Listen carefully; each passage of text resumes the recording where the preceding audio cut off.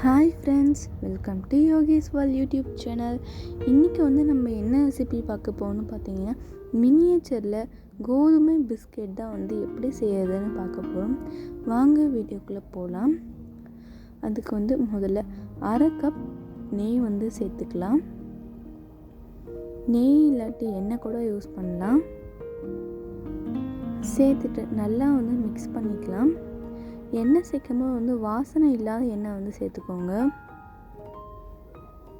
இப்போ சேர்த்துட்டு நல்லா மிக்ஸ் பண்ணிவிட்டு இதில் அரை கப் சர்க்கரை சேர்த்துக்கலாம். சர்க்கரை அரைக்கும் போது அதில் ஏலக்காய் தூள் சேர்த்து அரைச்சிக்கோங்க. சேர்த்துட்டு நல்லா மிக்ஸ் பண்ணிக்கலாம்.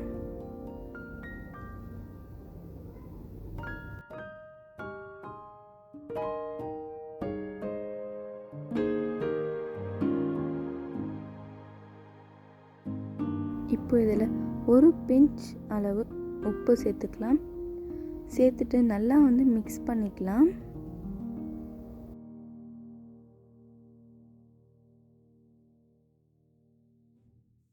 அதுக்கப்புறம் ஒரு கப் கோதுமை மாவு சேர்த்துக்கலாம். சேர்த்துட்டு இதை கையாலே பிசைஞ்சிக்கலாம். இது ரொம்ப ஹார்டாக பிசைய வேண்டாம், கொஞ்சம் சாஃப்டாகவே பிசைஞ்சிக்கலாம்.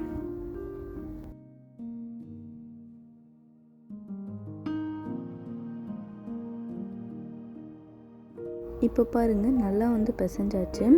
இது பார்க்க லைட்டாக உதிரியாக இருக்கிற மாதிரி தான் இருக்கும். ஆனால் கரெக்டாக உருண்டை பிடிக்க வரும். இந்த மாதிரி உருண்டை பண்ணி நல்லா கையில் வச்சு பண்ணும் போது அப்படியே லைட்டாக அமுக்கிட்டே வந்தோம்னா இந்த மாதிரி அழகாக சர்க்கிளாக வந்துடும் பிஸ்கெட். இதை ஒரு நெய் தடவி வச்ச ஒரு பிளேட்டில் வச்சுக்கலாம்.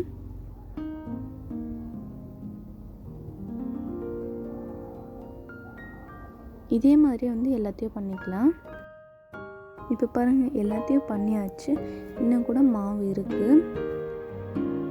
இப்போ நம்ம அடுப்பை பற்ற வச்சுக்கலாம். பற்ற வச்சு அதில் ஒரு கடாய் வச்சுக்கலாம்.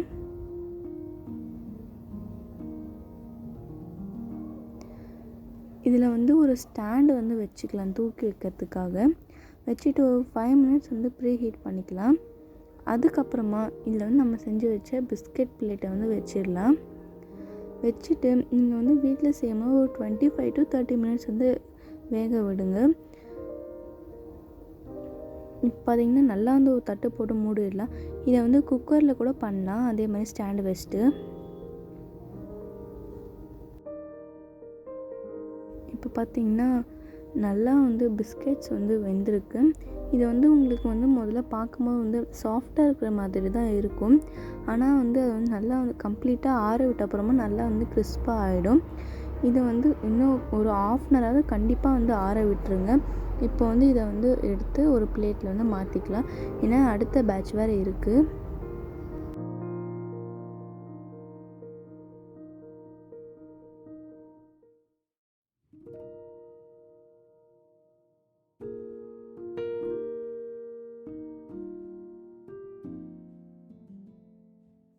இப்போ பார்த்தீங்கன்னா செகண்ட் பேட்சும் ரெடி ஆகிடுச்சு. இதையும் எடுத்து வச்சுக்கலாம். இப்போ ரெண்டுமே கம்ப்ளீட்டாக ஆறட்டும் நல்லா.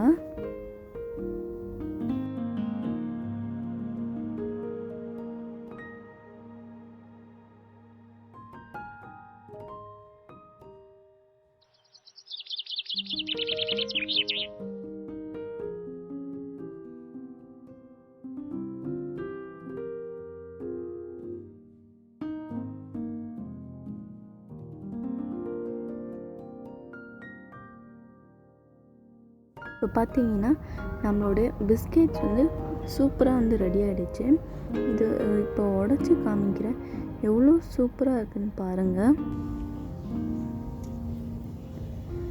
இந்த பிஸ்கெட் ரெசிபியை நீங்களும் கண்டிப்பாக வீட்டில் செஞ்சு பார்த்துட்டு எப்படி இருக்குன்னு கமெண்ட் பண்ணுங்கள். இதை ஒரு ஏர்டைட்டான கண்டெய்னரில் போட்டு ஸ்டோர் பண்ணி வச்சுக்கலாம்.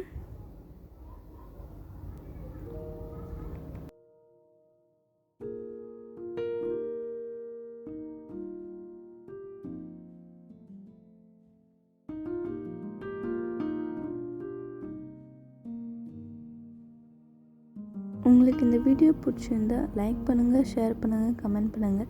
மறக்காமல் நம்ம சேனலுக்கு சப்ஸ்கிரைப் பண்ணுங்கள். Bye friends.